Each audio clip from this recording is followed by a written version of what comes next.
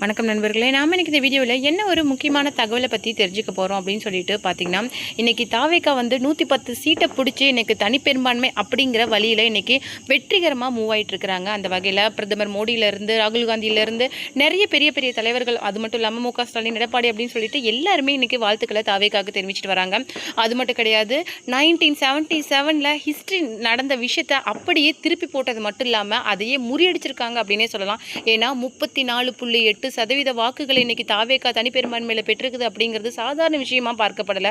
ஏன்னா 34% ஓட்டு தான் எம்ஜிஆரோட பீரியட்லேயே ஏடிஎம்கே பெற்றுச்சு. அப்படி அந்த அந்த வகையில் பார்க்கும்போது எம்ஜிஆரோட அந்த சாதனையை இன்னைக்கு விஜய் முறியடிச்சிருக்காரு. இந்த சாதனையை முறியடிக்க ஒருத்தன் பிறந்து தான் வரணும் அப்படிங்கிற மாதிரி இன்னைக்கு ஒரு வரலாறு படைச்சிருக்குன்னே சொல்லலாம். அந்த வகையில் அவருடைய இந்த வெற்றி வாகை சூடின இந்த நிகழ்வுக்கு ஆக்டர் ரஜினிகாந்த் சொல்லியிருக்கிற விஷயங்கள் தான் இன்னைக்கு சமூக வலைதளங்களில் ரொம்பவும் பரபரப்பாக போயிட்டுருக்கு. இன்றைக்கி அவர் வாழ்த்து தெரிவிச்சிருந்தாலும் அவர் பேசின சில விஷயங்கள் வந்து மக்களுக்கு ரொம்ப கடினமாகவும், அது வந்து கேட்குறதுக்கே கொஞ்சம் காண்டாகவும் இருக்குது அப்படின்னே சொல்லலாம். அவர் என்ன சொல்லியிருக்காரு அப்படிங்கிறத பற்றி தான் நாம் இந்த வீடியோவில் டீட்டெயிலாக பார்க்க போகிறோம். வீடியோக்குள்ளே போகிறதுக்கு முன்னாடி நீங்கள் நம்ம சேனலுக்கு புதியவராக இருந்தால் மறக்காமல் சிபி ட்ரெண்டிங்கை சப்ஸ்கிரைப் பண்ணி ஃபாலோ பண்ணிக்கோங்க. வாங்க வீடியோக்குள்ளே போகலாம்.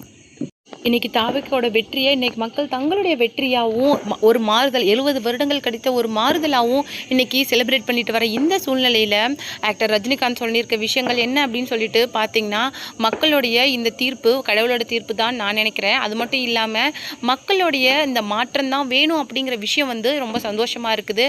மக்களுடைய மனநிலையை இப்போல்லாம் புரிஞ்சிக்கவே முடியல அப்படிங்கிற மாதிரி சொல்லியிருக்காங்க.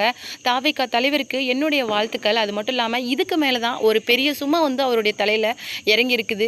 நடிகர்கள் அப்படிங்கிற அந்த விஷயத்துலேருந்து இன்றைக்கி ஒரு நாட்டோட முதல்வர் ஆயிருக்காரு அப்படிங்கிறது சாதாரண விஷயம் கிடையாது. ஏகப்பட்ட பொறுப்புகள், கடமைகள் அப்படிங்கிறது இனிமேல் அவரை சுற்றி வந்து இருக்கும். 24 மணி நேரமும் இனி மக்களுக்காக உழைக்க வேண்டிய அந்த ஒரு பெரிய விஷயம் அவருடைய தோள்களில் இன்றைக்கி இருக்குது.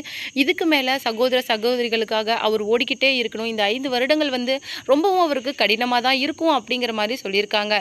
ஏன்னா தாவேக்கா வந்து இன்றைக்கி முதல் முறையாக ஆட்சியை பிடிச்சிருந்தாலும் தாவேக்கா அரசியலுக்கும் சரி மக்களுக்கும் சரி ஒரு புதிய குழந்தை மாதிரி தான். அந்த குழந்தைய இன்னைக்கு மக்கள் வந்து இன்னைக்கு சிம்மாசனத்தில் தூக்கி வச்சிருந்தாலும் எந்த அளவுக்கு தாவேக்கா மக்களை வழிநடத்தி சிறப்பாக கொண்டுட்டு போகிறாங்க அப்படிங்கிறத பொறுத்திருந்து தான் பார்க்கணும் அப்படின்னு சொல்லிட்டு தலைவர் ரஜினிகாந்த் சொன்ன விஷயங்கள் தான் இன்னைக்கு சமூக வலைதளங்களில் ரொம்பவும் வைரலாக போகுது. அதுக்கு நெட்டிசன்ஸ் வந்து நிறைய எதிர்மறையான கமெண்ட்டுகளை கூடி தெரிவிச்சிட்டு வந்தாலுமே இன்னைக்கு தாவேக்கா தலைவர் விஜயை இன்னைக்கு முதலமைச்சர் அப்படிங்கிற சிம்மாசனத்தில் தமிழகமே தூக்கி உட்கார வச்சிருக்கிறது அப்படிங்கிறது அவருக்கு கொடுத்துருக்கிற மரியாதை மட்டும் கிடையாது, தனக்கு ஏதாவது செய்வார் அப்படிங்கிற பெரிய நம்பிக்கையிலையும் தான். உங்களை மாதிரி அவர் சொல்லிட்டு ஏமாற்ற மாட்டார் அப்படின்னு சொல்லிட்டு நிறைய எதிர்மறையான விமர்சனங்களையும் இன்னைக்கு அவர் சந்திச்சுட்டு வராரு.